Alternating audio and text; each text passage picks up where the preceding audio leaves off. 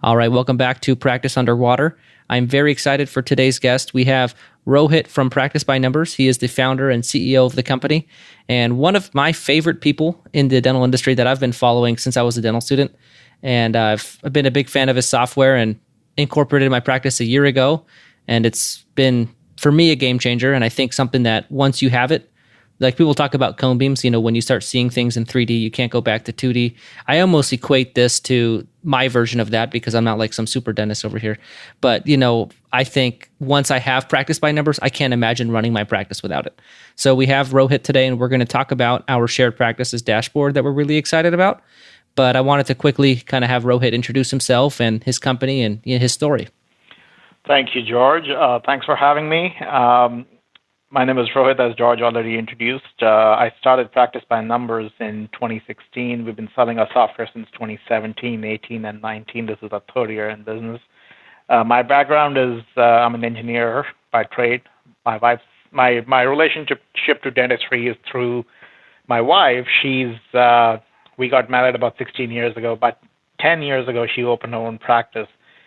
And while working full-time, I used to help her on the side managing her practice, meaning she was a startup. I believe, Matt, you did a startup as well. She was a startup, and a lot of the numbers we used to manage were difficult to come by. I used to spend actually hours every week, sometimes multiple times a week, trying to understand what's going on. And in 2016, we realized that there's an opportunity here to help dentists run their businesses better. And George, the analogy that you used, it's once you see it, I almost say once you see it, you can't unsee it. Because once you know what's out there, once you know all the things that may be happening in your office, when you're busy in the patient's mouth, you don't know what all is going out there. So once you start using something like Practice by Numbers, you cannot practice without it. So I'm really happy that you guys are doing this, and I think Practice by Numbers will be a huge help to your followers. Absolutely, Rohit. And this is Matt Greeno jumping in. And I first want to thank you on behalf of the dentists that use your amazing software because, as I said last podcast, George turned me on to the software probably about a year ago, and I can't imagine practicing without it. I'm a sports guy, so I put it to NFL team just not using statistics or just not having a playbook, they would just be blind. Yeah. And that's just like a dentist without this kind of software in their back pocket. So for those of you who don't know, as we started kind of building out what we thought to be what our one-on-one coaching, platform and what we're going to end up doing on the one-on-one coaching side, I felt like it was imperative that we had Rohit and Practice by Numbers involved so that we could use their software because I don't know, I kind of see it like x-rays where we can't diagnose what's going on in an office without seeing the back end and seeing what's actually going on. We might have a dentist tell us, hey, I have great retention, my patients love me, everybody's staying in my practice, and then we look on the back end and everybody's leaving. So for us, it was imperative, if we're going to start coaching people one-on-one, we need to know what's actually happening in their offices as opposed to trying to ask them questions just like you would need x-rays to diagnose whatever it is you're looking for.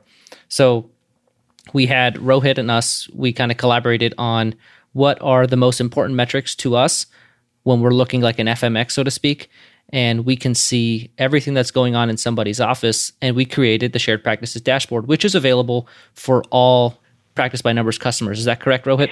Yes, so we have a custom dashboard called Shared Practices. It's under the dashboard library, and it's available to all subscribers.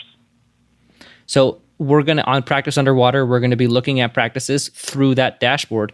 And if you're a Practice by Numbers customer, then you can go into the dashboard library and look at your practice with the Shared Practices dashboard and the same way we do on the show.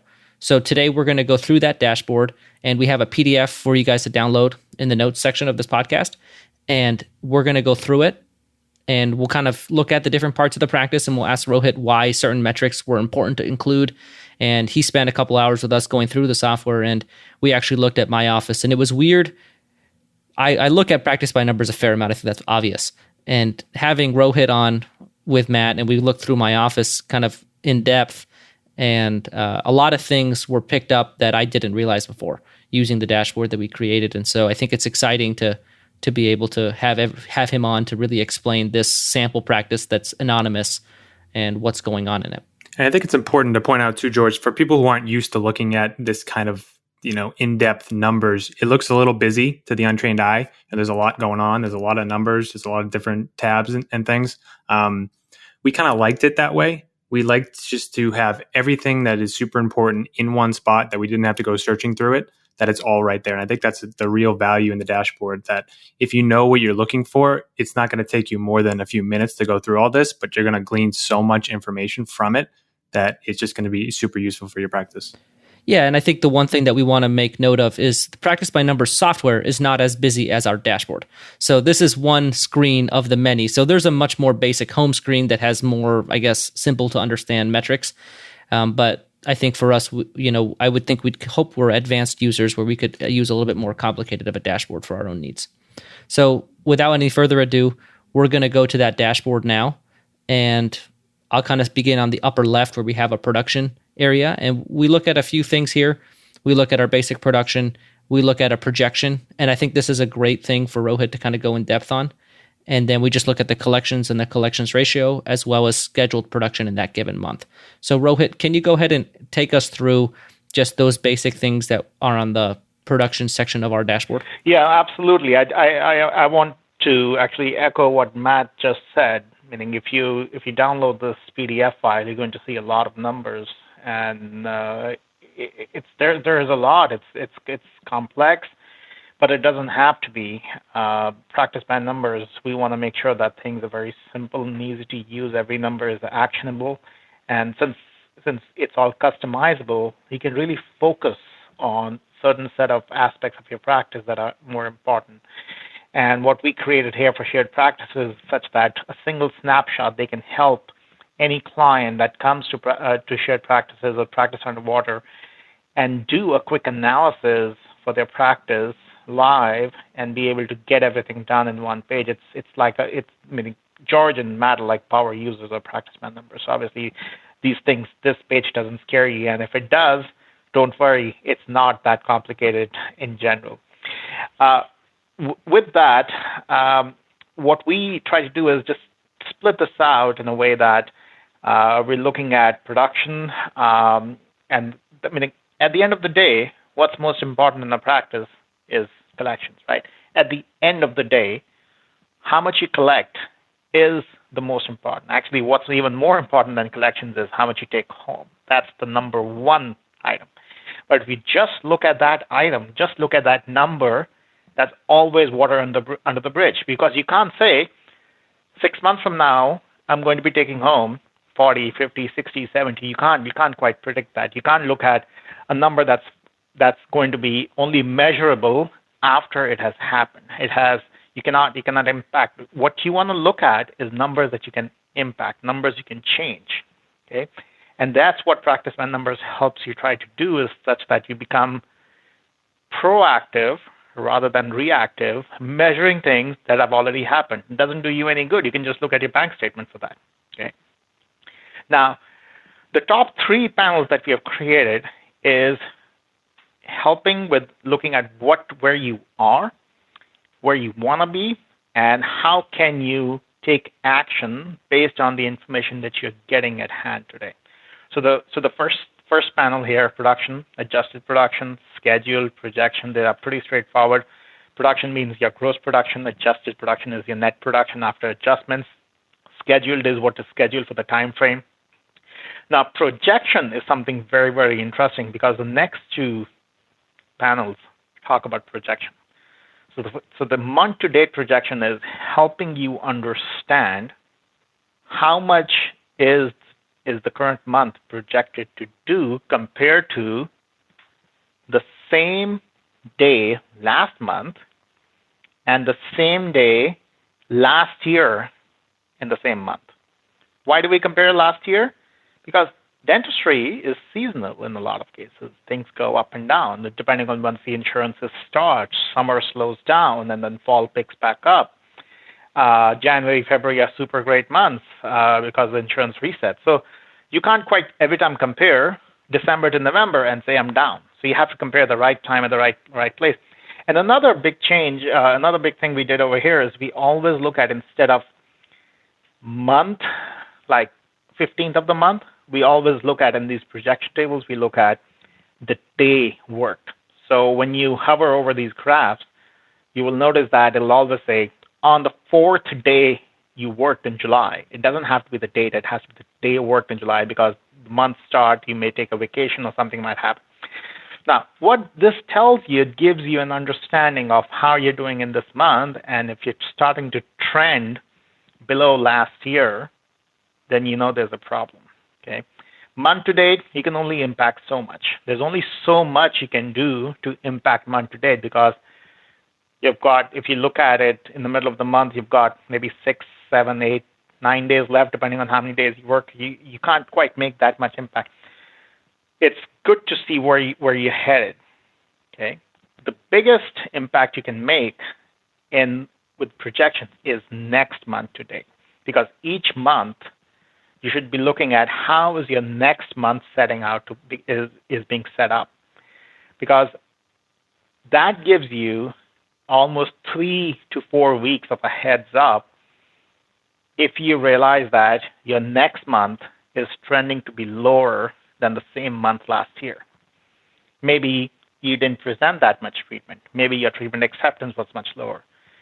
Maybe you had a really bad 6 months ago that all your recall side is empty, your hygiene side is empty. So the next month projection is going to give you a real good understanding and 3 to 4 weeks of a heads up if it's not looking good, so that you can make an impact to next month. Okay, George and Matt, stop me here because this one is a little bit of a complicated one because not many people use it. What do you guys think? Do you guys use it in your practice? Yeah, so the projections is something I'm really big on personally, and you turned me onto it because obviously this is not something that's anywhere else. And I find that a lot of people, they have a bad month and they realize that at the end of the bad month. But for me, I had a really bad month in February and I saw it coming in December. And for me, I tried to mitigate it because I knew it was coming. And I think having that type of heads up and knowing that it's coming, you actually are in control and can potentially change that bad month. So I think that the value in the projections is really nice because then you can also see when you're going to have a big month. And I personally really like the dollars scheduled metric because I always like to see, am I growing? Am I kind of, are we, in which direction are we going? We should be at least scheduling more than we're producing because usually some patients drop off. So I think that's kind of a good place to be. And so when I have a client and they just had a bad month and they're feeling down on themselves, I can always look at their dollar schedule to see which way are they trending. Are they going to have a big month next month? Like, can they cheer themselves up knowing that they're scheduled in a growth trajectory? Or are they ultimately, I need to say, hey man, you got an issue. I know you just had a good month, but you're setting up yourselves up for a couple bad months. And, then they can turn it around. But I think having that heads up holds you accountable as a business owner where you're not relying on how much money did I make this month. And that's how I know, how things are going. I think you have the heads up one way or the other. Yeah. And I think it's super important the way, Rohit, you put it, that you're impacting things you can control now instead of being reactionary towards what has already happened. A lot of people will call those like the leading versus lagging measures, focusing on the leading measures of what you have already scheduled for next month, what your projections are, so you can be proactive instead of just looking at collection productions and, saying, oh, this isn't where I thought I would be. And now how do I fix it? You have that information for the future right at your hands, right at your fingertips here, and you can make your adjustments if you need to. So that's, one of the key differentiators, I think, of practice by numbers. Right. And you'll start to learn your practice, right? So you'll start to know, okay, I usually begin months around X, and then in a month we'll gain about this much, and then we'll finish around here. So that's kind of so you can have a heads up of, hey man, it's not going well, and let's figure out why.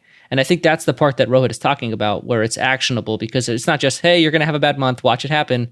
It's a, hey, you're going to have a bad month. Is it because of lack of restorative diagnosis the previous month? Is it a lack of hygiene patients scheduled from 6 months ago's reappointment rates?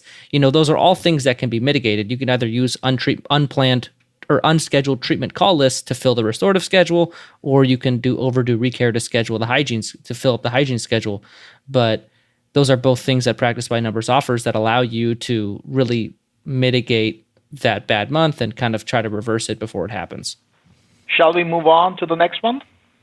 Yeah, I think the projections, it's a topic that I don't think is super intuitive, but when you start using it, it begins to make a lot of sense and offers a lot of value. So I think we'll do our best to hit that in future episodes. Absolutely. Meaning I'm happy to actually look at some real world examples where if you do have practices that volunteer where they would like to share their dashboard on this podcast, I'd be happy to jump and do a deep dive on those. That'd be really useful. One of the things, one of my pet peeves that I want to share is that when you talk to some of the dentists, some of the providers that are really successful out there that have been in practice for 20, 30 years, and they roll your eyes when you say you're going to manage by numbers and this and that. They have successful practices, they have built them, and they have something right they have done. And when they tell you the only thing you need to look at is your bank account, it's absolutely incorrect. Okay? And it pisses me off every time I look at that and I see that comment on the Facebook group, because success is not happenstance. It just doesn't happen. It's kind of baffling. It's an everyday kind of thing where you're striving to improve, you're striving to tighten your systems, you're striving to know your practice better, and just to get in that kind of complacent mode is easy. I can see how it happens, because you're so in the wheel and you get overwhelmed with things that this isn't something you want to think about a lot of times. But it really is so important that people focus on this kind of thing. So I'll save this. I was going to save it for the retention comment or the retention section, but when we were doing the creation of this dashboard, I kind of asked Rohit when we were looking at my office. He identified some holes that we have in our retention area, and I sort of told him that I watched them happen and I let them happen because I felt like I was okay losing some people because of our, I felt like we were sort of reaching a size that I was comfortable with, and I didn't necessarily feel the need to keep growing at a very fast rate. And he brought up the point that, let's just say you get to the point where you're happy with your size, but your retention sucks. Well, eventually you're not going to be at that size anymore, but you're going to have the overhead for a larger practice, and then you're going to get very stressed. So I think even that person who's making money, they maybe have a larger practice, they're happy, they don't need the numbers. They still need the numbers to maintain that larger practice that has more overhead, that is more fragile than they may think it is. So I sort of agree with you that nobody can fly without it. I don't think anybody can. And even if you think that you're secure, you might not be. We're going to introduce a new segment to the show today, the metrics that matter most, brought to us by Practice by Numbers. I'm sure that everyone has heard someone say doctors are the worst business managers. That may be the case for some dentists, but it doesn't have to be the case for you. Successful dental practices consistently monitor and seek to improve a few key metrics. Practice by Numbers dashboard analytics software provides a simple way for you to track and improve the metrics that matter the most. Today, we are looking at the percentage of perio patients. Current medical wisdom tells us that this metric is important to the health of your patients and your practice. Periodontal disease is linked to at least 8 major systemic diseases and is prevalent in about 50% of the population. For this reason, when we see a practice that only has 15 to 20% perio patients, we know that this is a great opportunity for the practice to increase revenue. This is productivity that can be added without the dentist lifting a finger. When we share with the hygienists that their percentage of patients with perio disease is unusually low, we typically find that they have been doing a lot of bloody prophies. Many times, a small investment in a good perio update is all it takes to get back on track. We like to set up a custom dashboard for hygienists so they can log in and track their progress. They can instantly see how many perio procedures they are doing and work towards properly treating and charging for perio procedures. A healthy goal in a typical dental practice would be that the percentage of perio patients is between 30 and 35%. Higher if your demographic includes many seniors, and of course lower if you have a big pediatric presence in the office. To learn more about using smart data to manage your business, visit practicebynumbers.com. So let's go ahead and talk about treatment acceptance. So I like this window a lot. And I think the biggest thing I want Rohit to talk about is the difference between treatment acceptance and patient acceptance, and which ones would be better to look at on a more standard, like looking at every practice and comparing it level. Yeah. Treatment acceptance is one of the most complicated topics that any analytic system is going to cover. and it's easy to simplify it. It's very easy to make it very complicated. What we have tried to do is give you two high-level numbers to look at. Okay, you cannot look at them just by themselves. You have to look at a few other things together with it. But the most important number any practice right off the bat should look at is patient acceptance. And the difference between treatment acceptance and patient acceptance is treatment acceptance is the amount of dollars that were accepted. For example, if you presented $100,000 worth of treatment, how much of that has been accepted, meaning scheduled or completed? Okay. So in this particular example, if 100,000 was presented, 55,000 was accepted, or either scheduled or completed. But the second part is 72%, which is the patient acceptance. What this means is that if you presented $100,000 worth of treatment to 100 patients, meaning $1,000 per patient, 72 of those patients scheduled some aspect of that treatment. Okay. Looking at patient acceptance is the absolute best way to go at the very highest level. Now, there are caveats there. Why is patient acceptance important? Because you have to create, as a clinician, as either a new practice owner or practice that's just plateaued, or whatever the case might be, you'll be getting new patients. Okay, every day, every month, hopefully 30 to 50 new patients a month.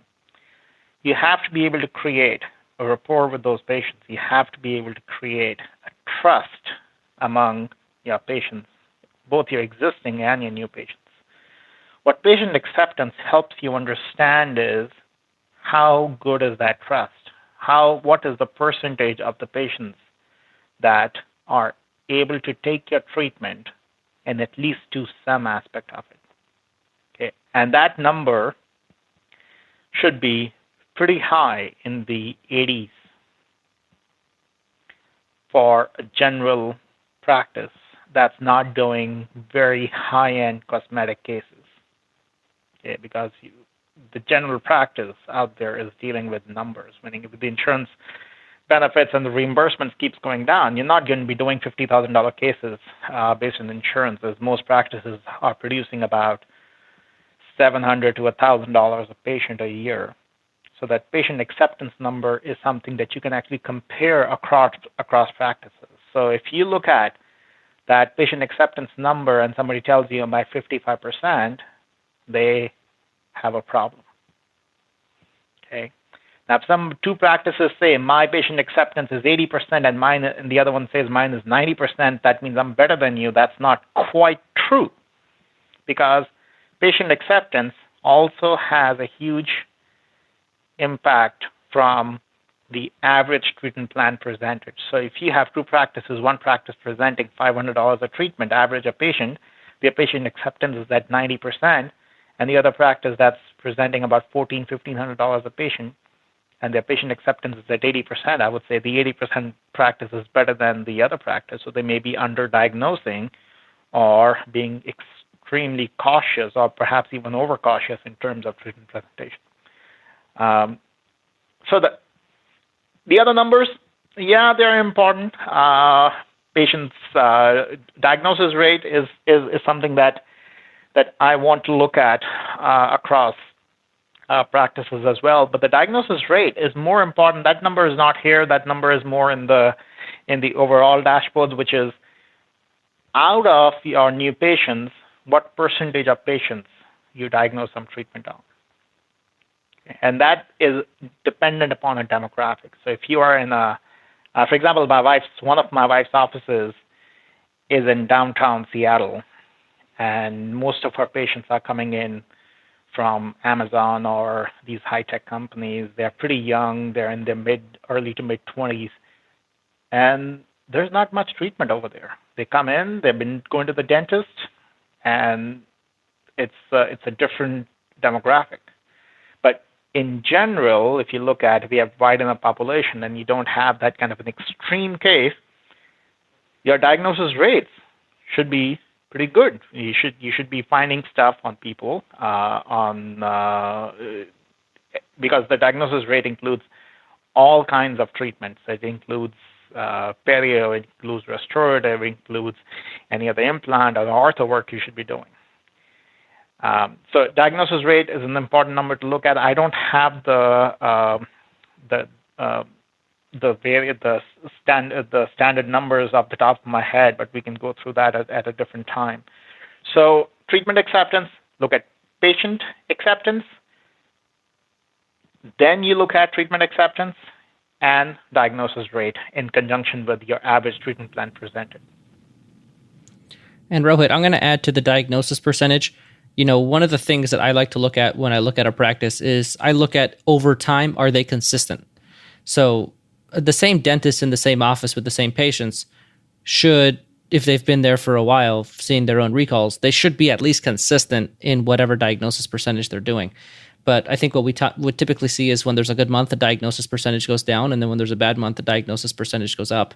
And I think that's what I like to mitigate against, is making sure that it's, we diagnose consistently every time, regardless of what's going on in the practice. And that's what's going to get you consistent results. And so, for me, we can't tell people how to diagnose, but we can make sure that they're holding themselves to a standard and kind of holding that standard consistently. Go ahead, Matt. Go ahead. So, this part of the dashboard has my favorite number. Patient acceptance is the number I look at every day, the one I really focus on. And I think, because it's just my theory on case acceptance, is I would rather them accept something, they must accept something and schedule an appointment so I can, again, sell them again at their next appointment. And the more times I'm talking to these people, especially new patients, about the different problems they have in their mouth and what's going on and what they need to get done, the more they'll get more ownership of their problems and be more incentive to schedule. So that's one I want as high as possible. The treatment acceptance next to it, I'm okay with that being smaller, because it's showing I'm planning a lot of bigger cases and a lot of cases that maybe would take several months. So they're not scheduling, say, the implant crown part of an big implant case. So that number is going to be smaller because they haven't accepted it yet. It hasn't been scheduled. So I'm fine with that being lower, but that patient acceptance, I'm always shooting for as high as I can get it.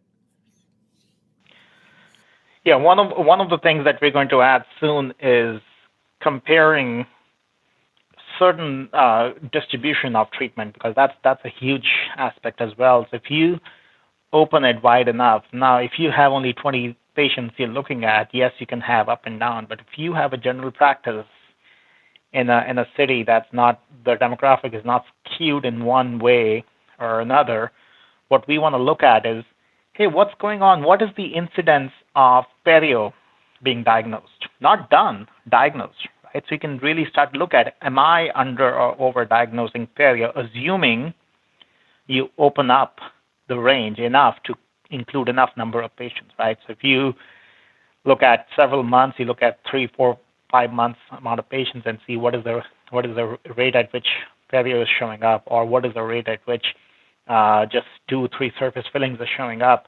There are certain norms out there that once we collect all this data, you will be able to see in our system to see, am I over or under? Okay, things do change, so you're looking at things if you are way out of that ballpark. Absolutely. And I wondered too, in the future, Rohit, if you could have like the most successful practices who use your software and could decipher certain areas where they're doing higher up than other practices. So if you can see some like numbers that are key for indicators for a higher producing practice, could be something to look for in the future. Yeah, we're working on that. Later this year, you'll see KPIs that help towards the success of a practice. There's a lot of data science that goes into it, so we want to take our time before we share that. Nice. Yeah, one thing you'll know about Rohit, anytime you say anything, he says, "Oh yeah, we're already working on that." There's a lot of irons in the fire. Yeah, I know. He's always improving practice by numbers. They got a lot of brain power over there, I'm going to tell you. So next thing we're going to look at is your average hourly production as compared to your average hourly overhead. So Rohit, can you kind of talk about the importance of understanding these two things about your office? Yeah, so these two, they're right next to each other because they're both very much connected to each other, right? So The left one, or the middle one right here, average production per hour, this is an adjusted number. And what it does is it's looking at the number of hours the office is open. And it takes the adjusted production, divides by that number of hours. And on the right side that you see total overhead per hour, it's taking your total overhead for that month and dividing it by the same number. Okay, so in this office, this particular month, they were producing 1,074 per hour, and they were spending $750 an hour. So what does that tell you? That they need to be producing at least $756 an hour before the doctor takes any money home, before the practice makes any money. And this one, their overhead is in almost in the 70% range. It's a pretty scary thought when you have a 70% overhead and you're taking home 30%. Any little slip, take for an example, you have a practice that's doing $100,000 and they're taking home $30,000 each month. It's not a bad check, right? But let's say that practice has a small dip. They didn't do 5, 6, 8 cases of crowns, simple crowns, or something happened, and their monthly number went down by $10,000.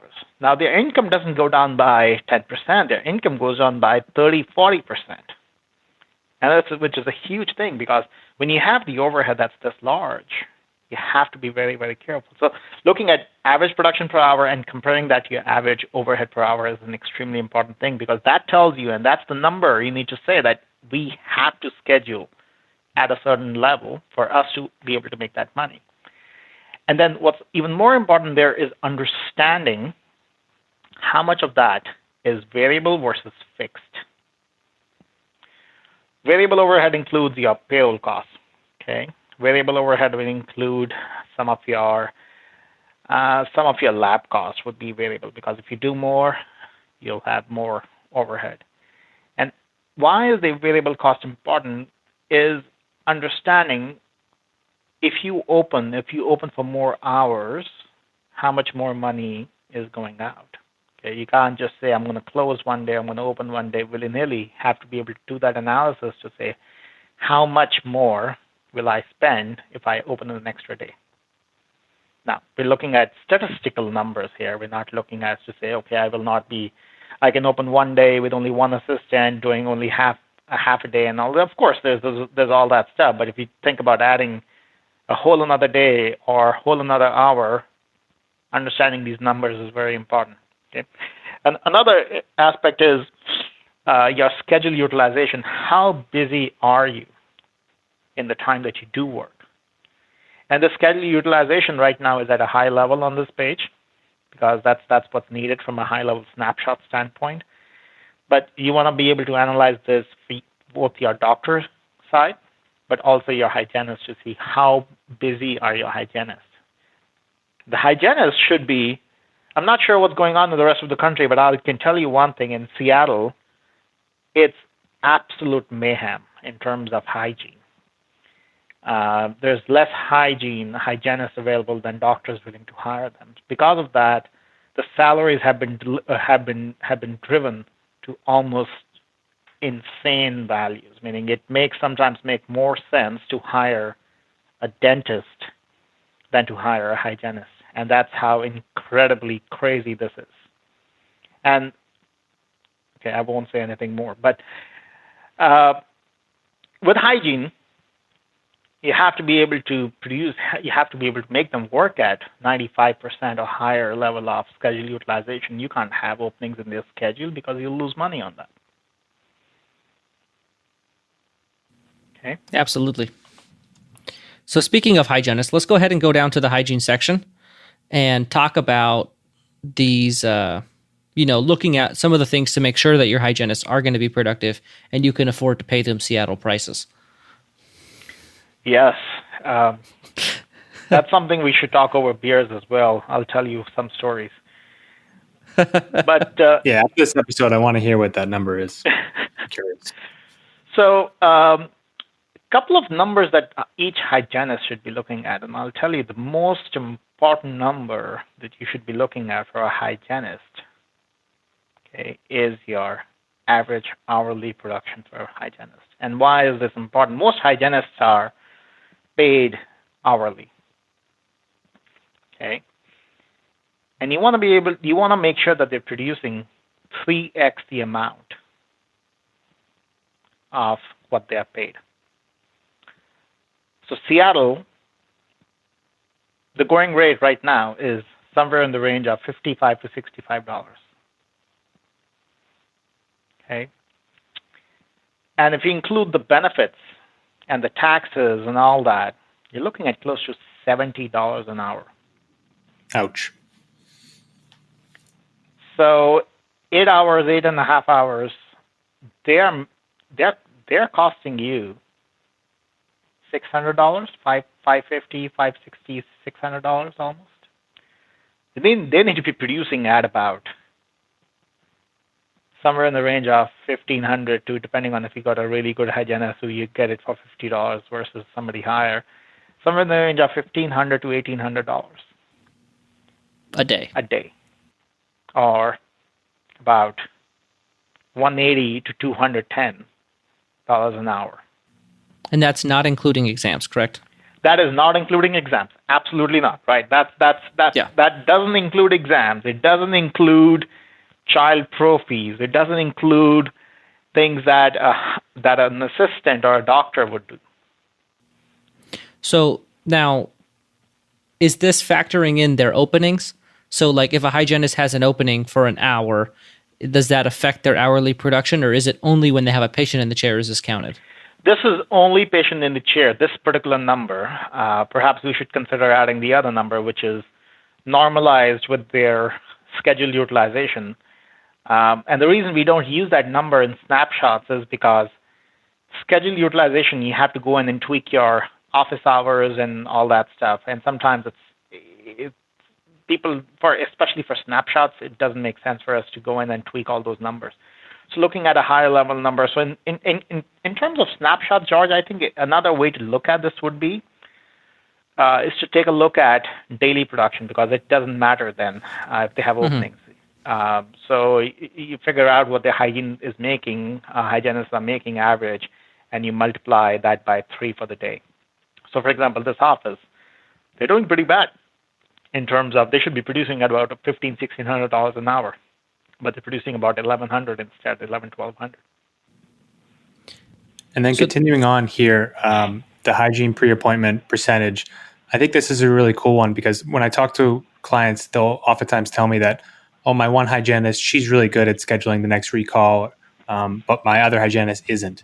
And rather than looking at just the blank number for the office, like you schedule this percentage of recalls, you can decipher it into each hygienist and find out exactly what their percentages are. And that's super, super important to know, because you can, sit down with that one underperforming hygienist and say, this is where you're at, this is where I want you to go, and perhaps incentivize them to get there. So this is a number I use a lot in my practice. Right. And so measuring performance is not like saying, good, bad, ugly, right? It's sometimes in a lot of cases it's like peeling layers of onions, right? Say, okay, all right, this is bad at high level. They're not producing enough, but now let's look at more things that'll help us understand what would make them produce better. One important aspect is hygiene pre-appointment. It's a very important number. It needs to be looked at for each hygienist separately. Okay, what percent of their patients are leaving with their next appointment? Huge aspect. People don't understand, and they don't have the data, but they will give you an opinion about what that number should be. But that number should be as high as you possibly can make it. Now, there's no reason for it to be at 100%. So I would never say that they should be 100%. But the practices that we start out with, this number is in the 40s, 50s. Sometimes even lower. So, go ahead, George. Yeah, I wanted you to take a look at this. So here, for everyone who's not listening or not looking at it, we have two hygienists, and one of them they do $154 and $158 an hour. And you said that was bad. I feel like doesn't it depend on the part of the country that they're in, how much they make? And I look at it, I see that they each do more than 40% fluoride and higher than 30% perio. So I almost would think that it would be a fee schedule thing more than it would be a lack of performance in the hygiene department. I'm curious to see what you would think looking at those numbers. So what's happening is you're absolutely right, meaning the hygienists are doing one's doing 41%, the other one's doing 44%. They have 30% or higher in perio patients. So from that standpoint, they're performing pretty well. But still, with the wages the way they have gone up, they're underperforming. So it's not. So do we know where this practice is? This practice, I would leave it out. It's in a big metro area with a very high hygiene cost. Okay, perfect.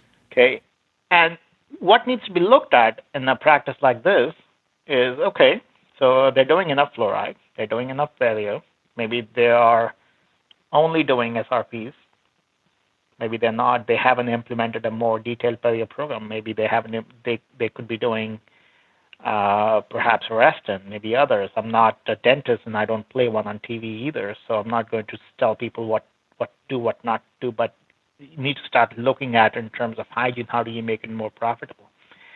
Another way to look at hygiene becoming more profitable is if a hygienist sells a certain procedure while they're in the hygiene chair, procedure that can be done by an assistant or a hygienist, you mark that procedure and give that credit for that procedure to the hygienist.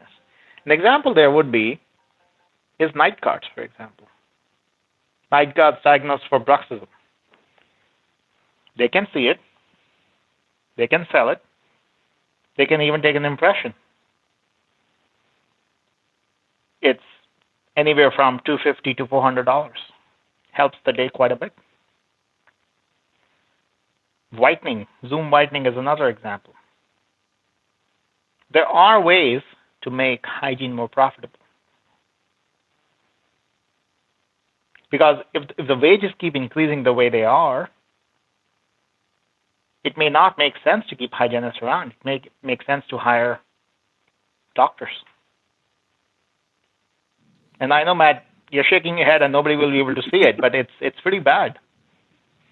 Yeah, it's just like baffling that that's basically a starting dentist salary, that $550, $600 a day. Yeah. And that's what the hygiene's taking on. It's crazy. It is nuts. So now I think the last section that we really have is, before we get to collections, is a whole lot of tabs on new patient acquisition and backdoor, so patient retention. And so can you talk about the importance of just both of those? We kind of touched on it earlier, but this is something that you've really changed my perspective on since working with you, and I'd like you to kind of talk to our listeners about it. Yeah, absolutely. So I don't know which consultant, some really smart guy, much smarter than I am, said there is no problem that cannot be solved with more new patients in a practice. That kind of applies to everything, right? Which is, there's no problem that cannot be solved in a company with more and more new customers. If more new customers keep coming and buying stuff from you, it's all great. That's why there are practices out there that exist, and all they do is they extremely heavily advertise, and they rely all upon new patient acquisition because they're trying to bring those emergency patients and all kinds of patients in. Now, you have to decide what kind of a practice you are and what your patient base is, what your vision is. And when people say vision, it's important to have a vision, right? A new dentist starting out, they're going for a loan to a bank, and the bank guy says, "What's your vision?" It's like, I don't know what my vision is. I'm a dentist. I'm just someone who doing dentistry. But vision on your business is very important because that's what defines how you're going to show up to the patient, what you're going to do to train your staff. So new patients, very, very important. Understanding what your new patient counts are, extremely important. But I will give you the flip side of that. New patients are only one part. A practice is like a leaky bucket. You have new patients coming in from the top and patients leaving or dropping through the bottom. Okay?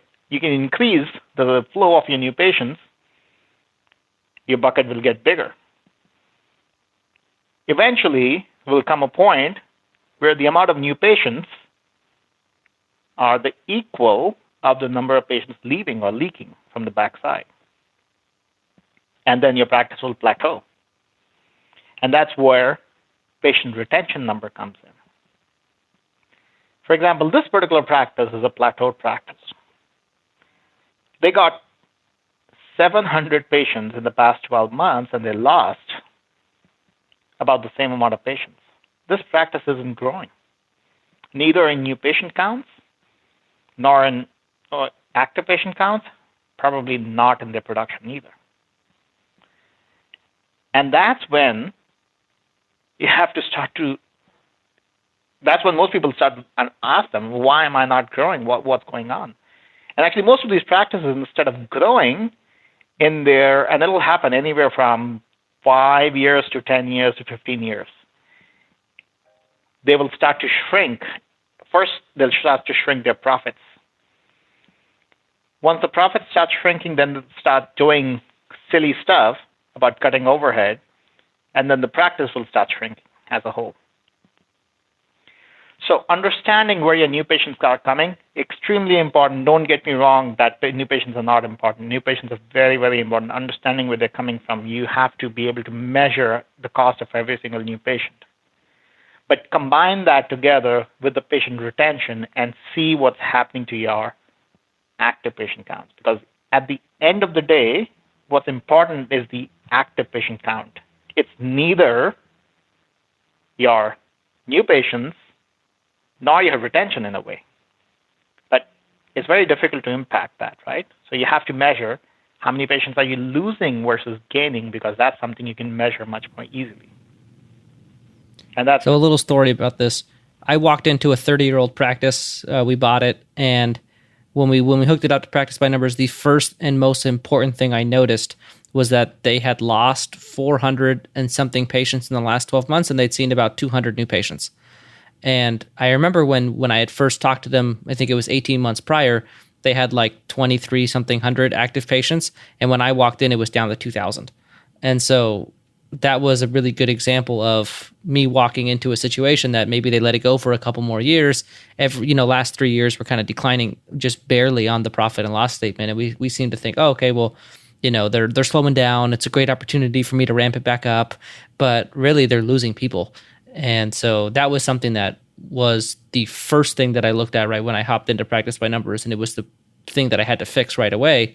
But, that was in August, September, and, come June, July, we finally start feeling the effects. But it's the type of thing that when you fix your retention, you're not going to have a big month the next month. No. You're going to have a big month 6 to 9 months from that time. And I think that's the thing that it's that level of proactivity that's going to get you the results you're looking for. And so that's one of the biggest value adds of the software, in my opinion. So Rohit, when you see these numbers kind of like down like this, where do you feel that the most dental offices are dropping the ball? Is that hygiene reappointment, or is there a certain area that they're not keeping these patients? Well, how can they improve in these areas?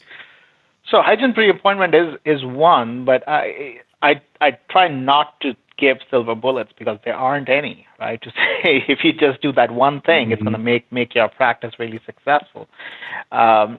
Hygiene pre-appointment is one of them, but really understanding where your numbers are trending and taking appropriate action, because you have a platform that can tell you where you are and where you're trending, and being able to take an action for it. For example, if your treatment retention is lower, ask us, hey, what is a median treatment or patient retention? We can tell you. We can tell you if that's a problem or not. And then implementing a system. For example, let's say your patient retention is low. There could be many reasons why your patient retention is low. Your patient retention could be low because you're in a very transient area where people come and go, and it's okay for it to be lower. Okay, you just need much more number of new patients coming in for you to keep that up.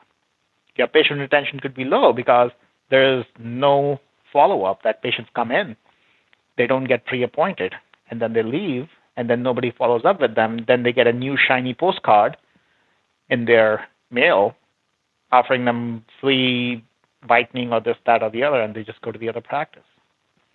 Or maybe they just had a bad experience. They didn't come back, and the office manager couldn't care less. Understanding those numbers and implementing systems is what this is about, because there is no silver bullet. And I will not use a marketing gimmick to tell you that, hey, if you just sign up for the software, everything will be great. And if you just look at that one number, everything would be great. It would not be.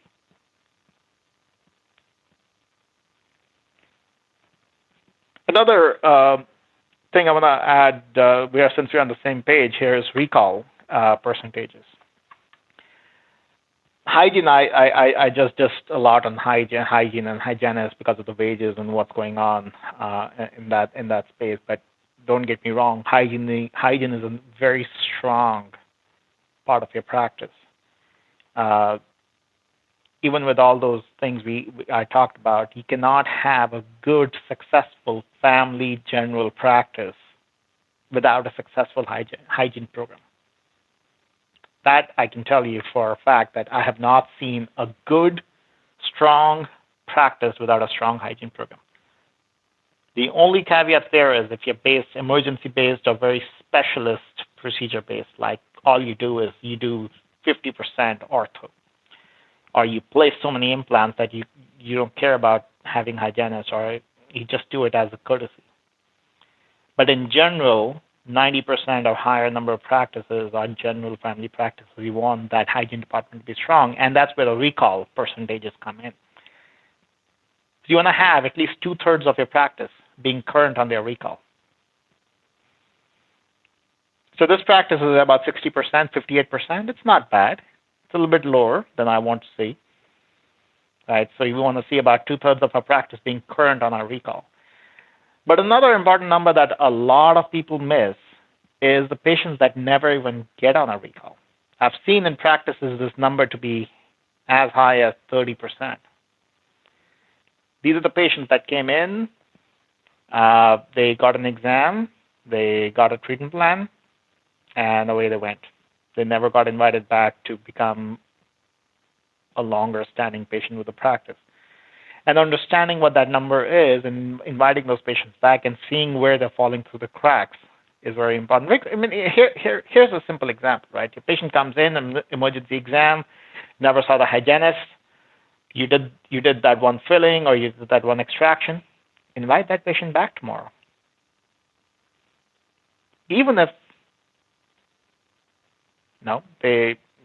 they just found you for an emergency, invite that patient back tomorrow. Come see your hygienist.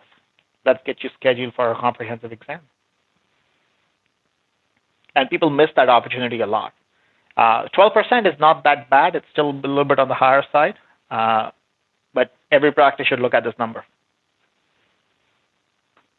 I totally agree. And, we're running out of time a little bit. We'll catch the rest of the metrics as we go, but I wanted Rohit to talk about the AR section, and I think that'll be where we really wrap things up. So, Rohit, can you look down at the bottom of the dashboard where we talk about accounts receivable, AR, and if you could kind of go through what are the big things you're looking for? Because I see a lot of really messy AR sheets when I look at these. So, can you go ahead and give us a little rundown? Absolutely. Accounts receivables. Nobody should have any. You should have 0 accounts receivables from patients, but that's not reality.